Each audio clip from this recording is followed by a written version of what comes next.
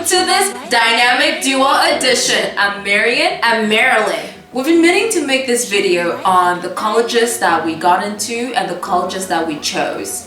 And so today we'll give you a rundown of the colleges we applied to, which ones we got into, and why we ended up picking our respective colleges. Hopefully this will be helpful for all of you.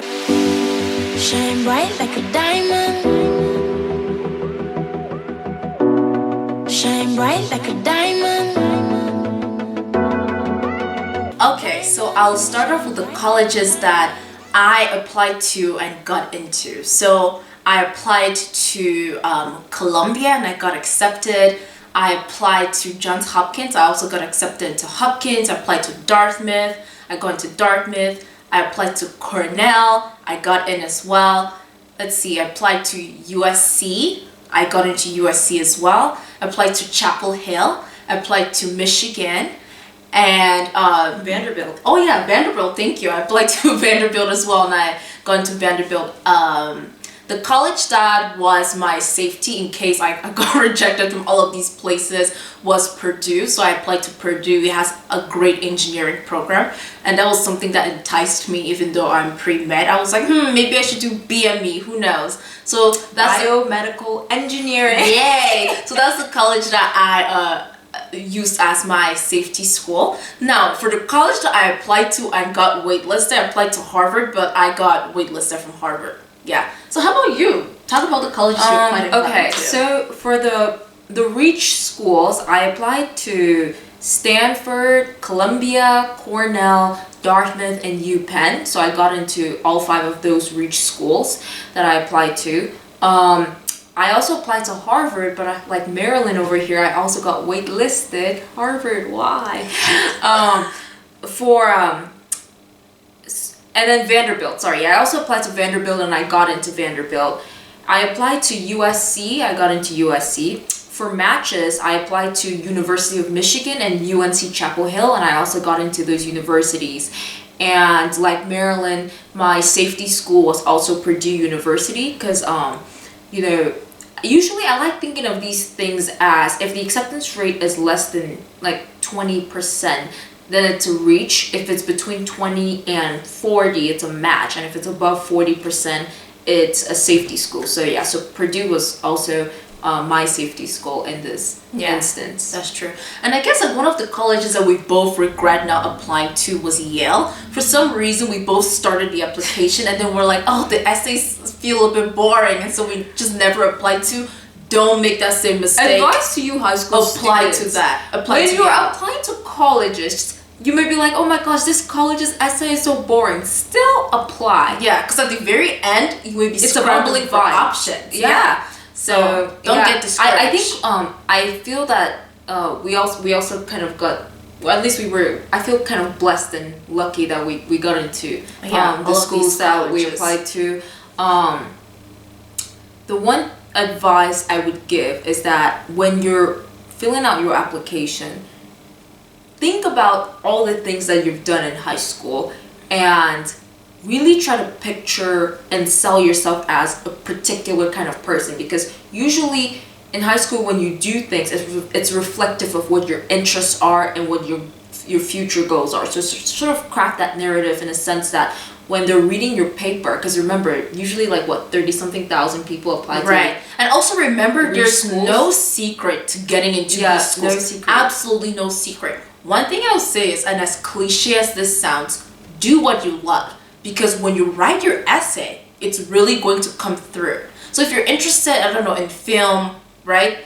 You can start doing YouTube videos, make a documentary, just do things around that certain passion you have and really make sure that you amplify it so that you can really portray that when writing your essays and or, discussing with interviewers who are asking you about why you're interested in that particular college. So this is the tip that I'll give to you. And there's this phenomenal, article that I read by this blog, Prep Scholar, started by Alan Cheng. So I will definitely refer to all of you to really go and check out Prep Scholar, as I feel that it really gives some insightful tips at the end of the day, I'll also say that it's pretty much a roll of the dice, and it comes down to luck, because there are thousands of students who apply to these colleges who are very qualified, and they only pick a select few.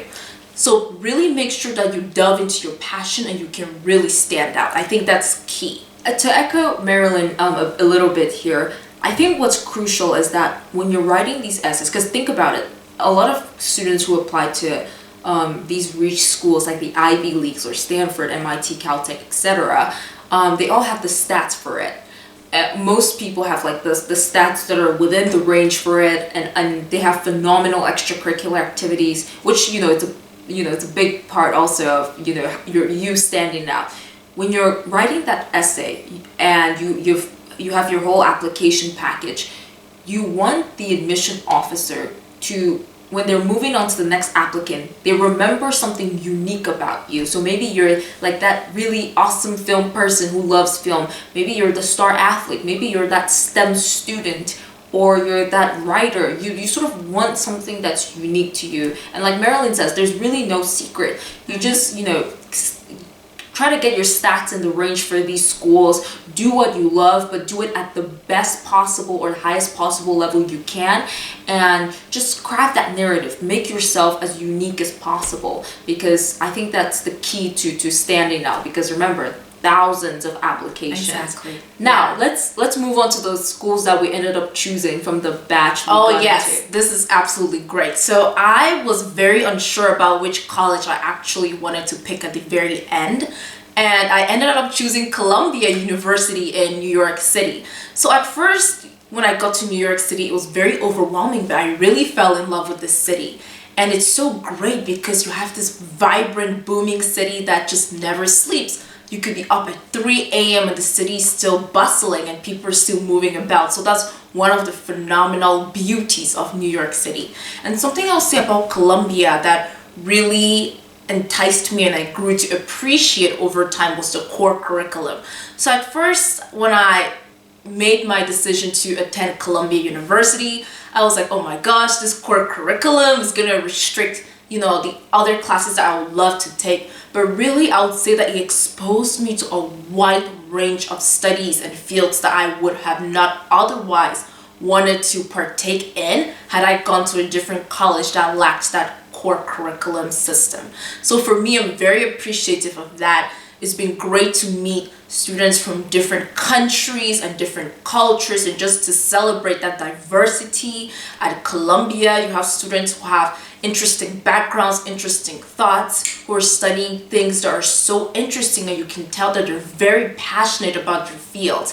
This is something that's quite unique to Columbia that I so love. And for me, coming from this small city that I've lived in for the past, 5 years or so, and then moving straight to New York City, it was so wonderful and magnificent, and I definitely do not regret my choice looking back. And if I had to go and pick a college again, I would definitely pick Columbia University. I think it's truly phenomenal, and it's located in one of the greatest cities in the world.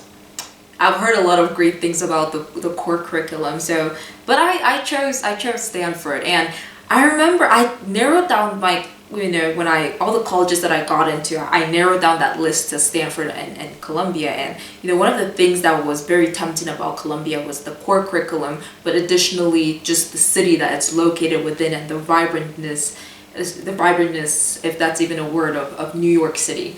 What appealed me to Stanford? Okay, so I went to Stanford and visited during admit days, not weekend, because I had to do something else during admit weekend. And first off, Stanford has a quarter system, meaning that you can take up to 1.5 times the number of classes that someone who goes to a school based on a semester system can. But additionally, I think just the West Coast, the vibe in the West Coast is very laid back, and I kind of liked that. Just the laid back vibe, how open people were. Stanford has a phenomenal STEM curriculum, especially computer science. So I am a bioengineering major, and so it's just an amazing place to be as a STEM major. I love the quarter system. I mean, sometimes I will say, things go very fast paced, and that's one aspect that you want to slow down a bit. Yeah, but at least a lot about that. Yeah, if you get bored with the class, you just know that it's gonna be over quicker, and you're gonna be in a new class sooner. So there's sort of give and takes to that quarter system, and that's really why I chose Stanford, because it sort of felt like the right place to be for college for me. Yeah, so these are our respective colleges and why we chose them. We wish you all good luck out there who are trying to make this very pertinent decision about which college you want to pick at the end of the day. I'll say that truly go with your gut. You really cannot make a wrong decision if you think about it, because you still go to these places and you're going to learn a lot. Like for me, I was not 100% certain about Columbia when I first chose the college, but now I am 100% certain that I made the right decision. So just go with your gut. Sometimes if you feel like this decision is too risky, go for it. That's what's going to push you and help you grow the most. I wish you all lots of luck out there, and you've got this. Yeah, seriously, good luck. I don't think you can go wrong. Sort of go with your gut. Think about the things that you're interested in. Do you want to be exposed to a variety of cultures? Do you want to go to a research institution, or are you more into liberal arts? There are various factors to consider, but good luck on this journey. I don't regret the decision I made. I'm happy with it, and Marilyn is happy with hers, and we're happy we followed our guts here. So yeah, just good luck. You can do this. Yeah. Thank you so much for tuning in. See you next time.